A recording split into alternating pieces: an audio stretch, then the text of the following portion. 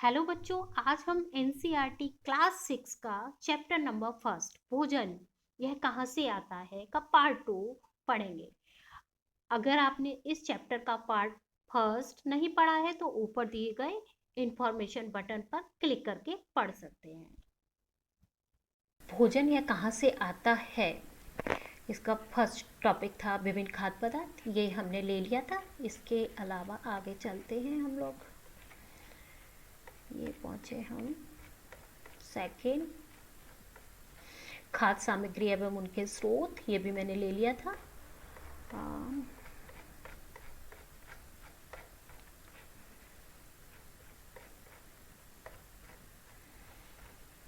भोजन के रूप में पौधों के भाग और जंतु उत्पाद, इसमें हमने ये बताया था कि कौन कौन से पार्ट्स हैं प्लांट के जिनको कि खाया जाता है, भोजन के रूप में प्रयुक्त किया जाता है। अब हाँ, चलिए पढ़ते हैं क्रियाकलाप 5।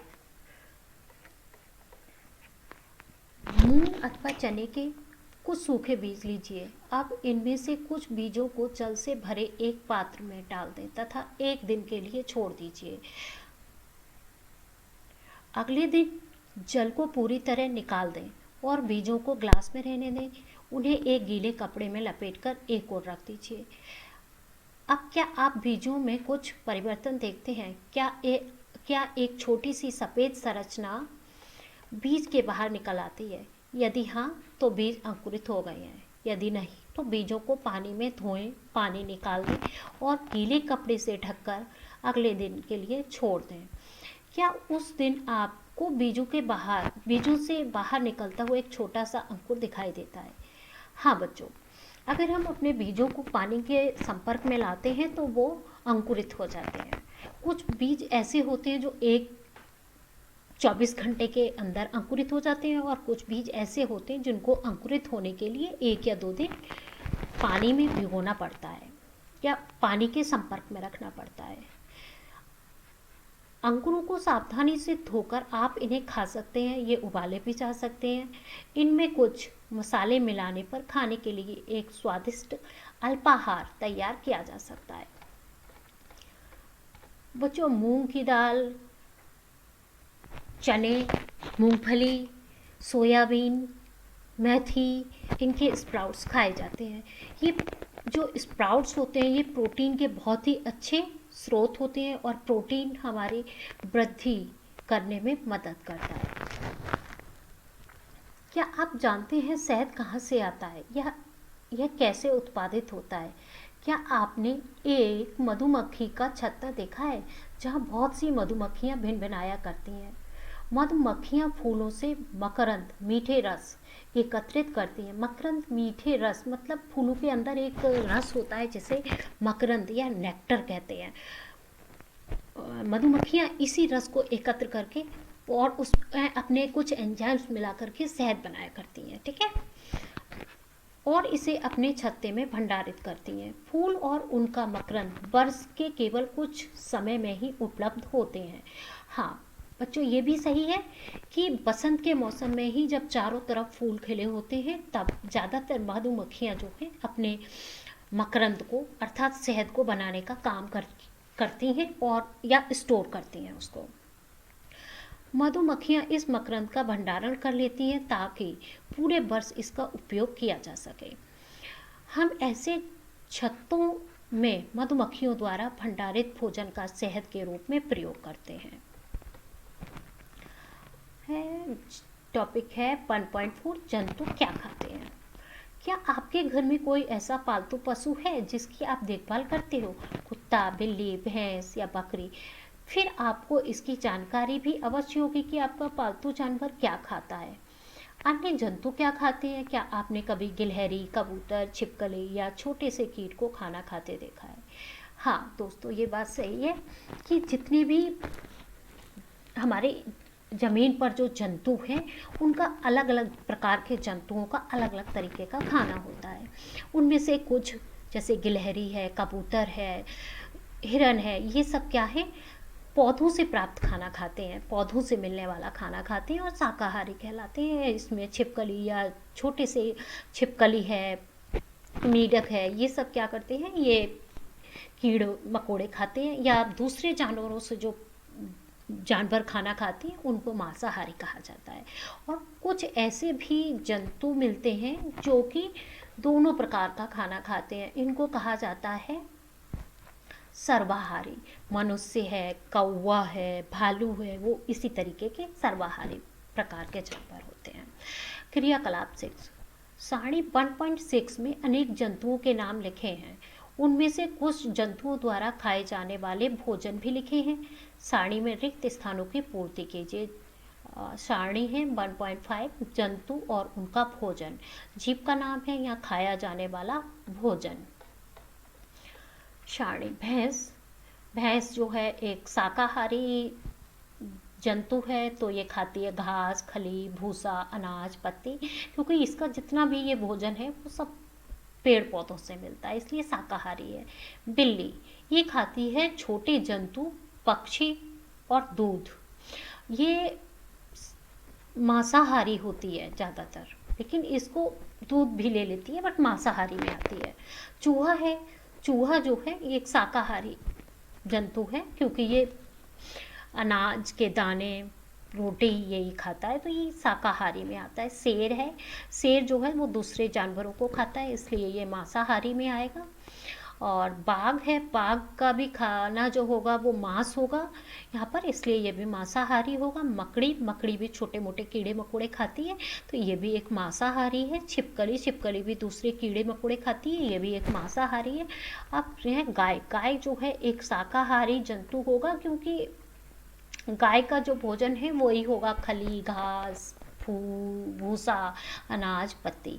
यहाँ पे मनुष्य आता है। मनुष्य जो है पौधों से प्राप्त भी करता है अपने भोजन को, और दूसरे जंतुओं से भी प्राप्त करता है, इसलिए ये सर्वाहारी में आता है। ठीक है। तितली जो है वो रस पीती है फूलों का, तो ये हमारी शाकाहारी में आ जाएगी। कौवा भी उसी तरीके का पक्षी है या जंतु है, जो कि अपना भोजन दोनों तरीके से लेता है। मांस दूसरे जंतुओं को भी छोटे मोटे को खा करके खाता है, और साथ ही पौधों से प्राप्त भोजन भी खाता है, तो ये भी हमारा सर्वाहारी में आ जाता है। इसके अलावा अन्य और भी बहुत सारे हैं, इनको आप ऐड कर सकते हैं।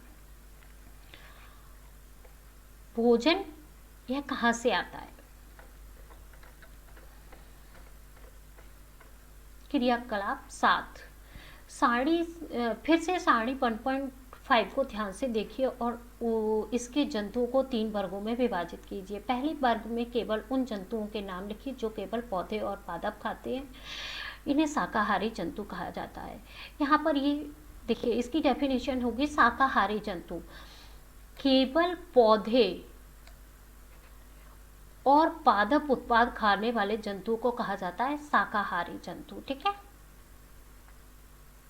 ये शाकाहारी जंतु है कहते हैं। यहाँ कुछ जंतु ऐसे हैं जो दूसरे प्राणियों को खाते हैं, ठीक है, उन्हें दूसरे वर्ग में रखा जाता है। इन प्राणियों को कहा जाता है मांसाहारी जंतु कहते हैं। ठीक है, जो मांस को खाते हैं या दूसरे प्राणियों से खाते हैं उनको मांसाहारी जंतु कहते हैं। क्या आप कुछ ऐसे जंतु को जानते हैं जिनका भोजन पौधे और जंतु दोनों ही होते हैं? उन्हें तीसरे वर्ग सर्वाहारी में रखा जाता है। ठीक है, जंतु कहते हैं। क्या आप इन्हें सारणी 1.6 के अनुसार 3 अलग अलग भागों में लिखिए। मैंने अभी आपको डिस्कस कर दिया था बच्चों। यहाँ पर ये चीज़ याद रखिएगा, आपको परिभाषा याद करनी है, डेफिनेशन याद करनी है शाकाहारी जंतु की, मांसाहारी जंतु की, सर्वाहारी जंतु की, क्योंकि आपके लिए यहाँ से प्रश्न आ सकते हैं। सारणी अब आप इन्हें सारणी 1.6 के अनुसार 3 अलग अलग भागों में लिखिए। गाय है, यहाँ शाकाहारी जंतु दिए हैं, या मांसाहारी हैं या सर्वाहारी हैं। एक एक एग्जाम्पल इन्होंने देखो दिया हुआ है। गाय है, शेर है और कौवा है सर्वाहारी का।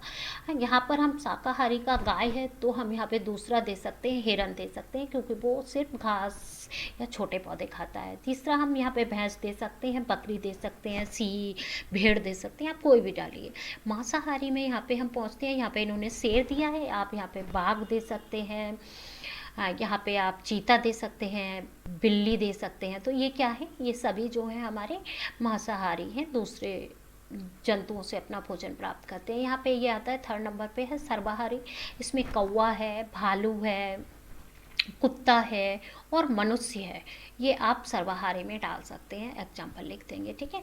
अब है पहेली जानना चाहती है कि सारणी 1.2 को भरते समय मनुष्य को आप किस वर्ग में रखेंगे। तो अभी बताया मैंने ये चीज़ तो कि वो सर्वाहारी में आ जाता है।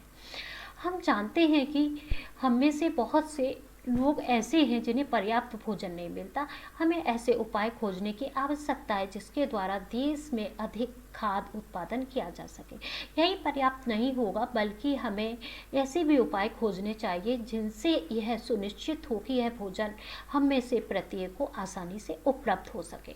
हाँ बच्चों, ये बिल्कुल ठीक है कि बढ़ती हुई जनसंख्या को देखते हुए हमारे देश या दूसरे देशों में भोजन की लगातार कमी हो रही है। हालांकि हमारे जो वैज्ञानिक हैं ज़्यादा से ज़्यादा उत्पादन हो उसकी कोशिश में लगे रहते हैं, लेकिन फिर भी जनसंख्या जिस तेज़ी से बढ़ रही है उस हिसाब से अधिकतर लोगों को खाना नहीं मिल पाता है, अनाज नहीं मिल पाता है, वो भूखे रह जाते हैं, वो एक टाइम का ही खाना खाते हैं, ये है। तो हमें यहाँ पर दो चीज़ें कह रहे हैं, ऐसे उपाय खोजने की आवश्यकता है जिनके द्वारा देश में अधिक से अधिक खाद्य उत्पादन किया जा सके। तो इसमें यही उपाय है कि हम ज़्यादा से ज़्यादा उत्पादन करने वाले फसलों का प्रयोग करें या वैरायटी के बीजों को बोएं। और तीसरा है ऐसे उपाय खोजने चाहिए जिससे सुनिश्चित हो कि भोजन हम में से प्रत्येक को आसानी से उपलब्ध हो सके। तो इसके लिए हमें यही करना चाहिए कि हम जो भोजन बनाते टाइम इस चीज़ का ध्यान रखें कि भोजन जो पका हुआ भोजन है या कच्चा भोजन है वो बर्बाद ना हो। अगर हमारे पास ज़्यादा पका हुआ भोजन है या बच गया है हमारे पास पका हुआ भोजन, तो हम उसे ऐसे लोगों में फेंकने की बजाय ऐसे लोगों में वितरित कर दें जो कि खराब जो कि उसको खा सके। तीसरा है पार्टी वगैरह में जो इतना भोजन खराब हो जाता है, इतना लोग प्लेट में रख लेते हैं, उस पर भी थोड़ा सा लोगों को बोला जाए कि आप इतना ही भोजन अपनी प्लेट में डालें जितना कि आप खा सकें, जिससे कि भोजन की बर्बादी ना हो। इसके लिए बहुत सारी संस्थाएं ये भी करती हैं, फूड बैंक बना दिए, फूड एटीएम बना दिए। अगर आपके घर में भोजन बच गया है ज़्यादा पार्टी वगैरह से, तो आप उस एटीएम में या जनता फ्रिज बना दिए, उसमें जाकर के आप रखाएं, तो जिसको भी भूख लगेगी वो ले लेगा और हमारा भोजन एक फेंकने की बजाय, ख़राब होने की बजाय एक अच्छे हाथों में जाकर के उसका पेट भरेगा। ठीक है बच्चों, तो ये उपाय हो गए। आते हैं प्रमुख शब्द यहाँ पे दिए हैं। संगठक यानी कि कंपोनेंट, खाद मीन्स होता है खाने योग्य, मकरंद मीन्स होता है फूलों का रस, अंकुरित बीज स्प्राउट, उगे हुए बीज। शाकाहारी वो जंतु जो कि सिर्फ पौधों से प्राप्त पदार्थों से अपना भोजन लेते हैं। तीसरा आता है मांसाहारी, वो जंतु जो कि दूसरे जानवरों से अपना भोजन लेते हैं। सर्वाहारी वो जंतु जो पौधे और दूसरे जंतुओं दोनों से अपना भोजन लेते हैं, वो सर्वाहारी में आ जाते हैं। यहाँ पे दिया है कुछ सारांश। भारत के विभिन्न प्रदेशों में खाए जाने वाले भोजन में बहुत अधिक विविधता है। बिल्कुल है, मैंने आपको शुरू में ही बता दिया था कि पहाड़ों पर रहने वाले अधिक ऊष्मा देने वाला भोजन करते हैं, जबकि गर्म प्रदेशों में रहने वाले थोड़ा शीतलता देने वाला भोजन लेते हैं। हमारे भोजन के मुख्य स्रोत पौधे और जंतु हैं। ठीक है, जो जंतु केवल पादप खाते हैं उन्हें शाकाहारी कहते हैं, जो जंतु केवल जंतुओं को खाते हैं मांसाहारी कहते हैं, जो जंतु पादप तथा दूसरे प्राणी दोनों को खाते हैं उन्हें सर्वाहारी कहते हैं। यहाँ पर आ जाता है हमारी अभ्यास। क्या सभी जीवों को एक ही किस्म के भोजन की आवश्यकता होती है? सभी जीवों को एक ही किस्म के भोजन की आवश्यकता होती है, बिल्कुल होती है, थोड़ा सा अंतर है। बाकी के सभी जीवों का भोजन जो है, भोजन तो एक जैसा नहीं होता है, लेकिन भोजन में मिलने वाले जो पदार्थ होते हैं वो सब लगभग एक जैसे होते हैं। 5 पौधों के नाम लिखिए। क्वेश्चन है 2, 5 पौधों के नाम लिखिए तथा बताइए इनमें कौन सा भाग उपयोग खाद्य पदार्थ के रूप में होता है। 5 पौधों के नाम लिखिए। चलिए लिखिए, आप जो भी नाम लिखना चाहें लिख सकते हैं, सोचिए और लिख दीजिए। 5 पौधों के उनके कौन से भाग खाए जाते हैं। जैसे हल्दी, हल्दी का खाया जाता है तना। अदरक, अदरक का तना। आलू, आलू का तना। बैंगन, बैंगन का फल। तेज पत्ता की पत्तियाँ, पालक की पत्तियाँ। आप यहाँ पर कोई भी एग्जाम्पल लिख करके उस पर डाल सकते हैं, ठीक है। प्रश्न नंबर 3 है, कॉलम फर्स्ट में दिए गए खाद्य पदार्थों का मिलान कॉलम 2 से क्या करना है, ठीक है। कॉलम फर्स्ट है और यहाँ पर है कॉलम 2 है। यहाँ पे दूध, दही, पनीर, घी। देखिए दूसरे जंतु यहाँ पे कुछ दिए हैं, दूसरे जंतुओं को खाते, पादप एवं जंतु पादप एवं पादप उत्पाद खाते हैं, सब्जियां और सभी जंतु उत्पाद। यहाँ पे दिया है पालक, फूलगोभी, गाजर, सेर, बाग और शाकाहारी।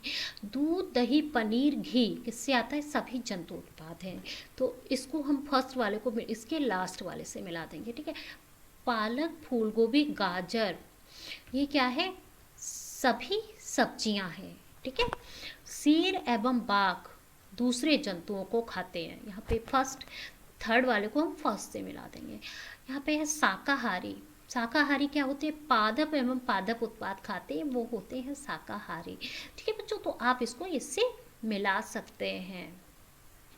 ओके, अब चलते हैं हम, पेज नंबर 6 हो गया हमारा। यहाँ पर आ गए हम, प्रश्न नंबर है 4। प्रश्न नंबर 4 में दिए गए शब्दों से रिक्त स्थानों की पूर्ति कीजिए। यहाँ पर है शाकाहारी, पादप, दूध, गन्ना एंड मांसाहारी।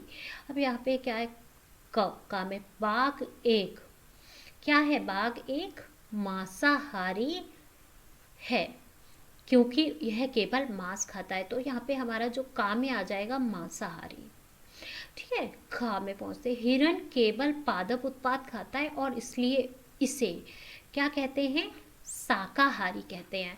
तो हमारा खा में आ जाएगा शाकाहारी। गा में तोता केवल क्या खाता है, पादप उत्पाद खाता है, ठीक है। तोता केवल पादप उत्पाद खाता है तो क्या होगा, शाकाहारी होगा। यहाँ पर पादप लिखेंगे बस, यहाँ पर पादप उत्पाद खाता है। हाँ, घा में पहुंचते हैं हम, जो दूध पीते हैं वह प्राय गाय, भैंस या बकरी से प्राप्त होता है, ठीक है। तो यहाँ पे क्या आएगा, घा में आ जाएगा हमारा, जो दूध हम पीते हैं वह गाय, बकरी से प्राप्त होता है, इसलिए इसे जंतु उत्पाद कहते हैं, ठीक है। अब ड़ा में आ जाता है, क्या है, हमें चीनी किससे मिलती है, गन्ना, हमें चीनी गन्ना से मिलती है, ठीक है। तो ये भी हमारा हो गया प्रश्न नंबर 4। यहाँ पे है प्रस्तावित परियोजना एवं क्रियाकलाप, ठीक है, क्या है ये भी थोड़ा सा बता देते हैं। आपने अपने घर के आसपास गिरगिट को अवश्य देखा होगा। अगली बार जब आप इसे देखें तो ध्यानपूर्वक अवलोकन करें तथा पता लगाएं कि यह क्या खाता है। क्या इसका भोजन छिपकली से भिन्न है। गिरगिट का भोजन मुझे लग रहा है छिपकली जैसा ही होगा, वो भी छोटे मोटे कीड़े ही खाता होगा। आप अगर गांव के आसपास कहीं रहती हैं तो गिरगिट देख लीजिएगा। बाकी मैं तो यही कहूँगी कि ये मांसाहारी होगा, छिपकली के जैसे ही खाता होगा, छोटे मोटे कीड़े मकोड़े। भारत के विभिन्न प्रदेशों में पाए जाने वाले विविध खाद्य पदार्थों की एक सूची बनाएं, चित्र सहित यदि संभव हो। इन्हें भारत के बड़े मानचित्र पर अंकित कर अपनी कक्षा में प्रदर्शन हेतु लगाएं। चित्र सहित यदि संभव हो, ठीक है, आप इसे कर सकते हैं। ये चित्र जो है आपको मार्केट में दुकानों पे मिल जाते हैं, ठीक है। 2 या 3 रुपए का एक चार्ट आता है, 5 रुपए तक का हो सकता है आता हो, आप वहाँ से खरीद करके लगा सकते हैं, ठीक है। 3 में चलते, उन जलीय पौधों के नाम लिखिए जिनके उत्पाद खाद के रूप में उपयोग किए जाते हैं। देखिए उन जलीय पौधों के नाम लिखने हैं। यहाँ पर हमारे पास में क्या है, कमल, लोटस, कमल, ठीक है। कमल के कई पार्ट्स हैं जो खाए जाते हैं। कमल का जो फल होता है, कमल गट्टा, उसको खाया जाता है। कमल ककड़ी होती है एक, उसके जो पाइप होता है उसको भी खाया, उसका जो तना होता है उसको भी खाया जाता है, ठीक है। तो ये एक तो हो गया, कमल हो गया। दूसरा हम यहाँ पे डाल सकते हैं सिंगाड़ा, चेस्टनट या वाटरनट, ठीक है। सिंगाड़ा, सिंगाड़ा भी खाया जाता है, तो वो भी एक पानी में उगने वाला ही पौधा है। कुछ और भी होते हैं, जलीय पालक, और इनको भी खाया जाता है, ठीक है। अब पहुँचते हैं 4, अध्याय 10 में आप वक्र रेखाओं की लंबाई नापने के उपाय जानेंगे। आप अपनी गणित की कक्षा में स्तंभ ग्राफ बनाना सीखेंगे। इन्हें सीखने के बाद आप नीचे दी गई रुचिकर परियोजनाओं को करने का प्रयास कीजिए। अध्याय में दिए गए तरीकों से कुछ अंकुरित मूंग तैयार कीजिए। इन्हें 1 सप्ताह तक उगने दीजिए। आप देखेंगे कि पूर्ण बीज अब बनकर एक नन्हा पौधा बन गया है। धागे की सहायता से प्रतिदिन आप अंकुरों की लंबाई नापें। नापते समय ध्यान दें कि अंकुर टूटे नहीं। अब आप स्तंभ ग्राफ बनाएं जिसमें लंबाई की 3 विभिन्न सीमाओं को अंकुरों की संख्या हो।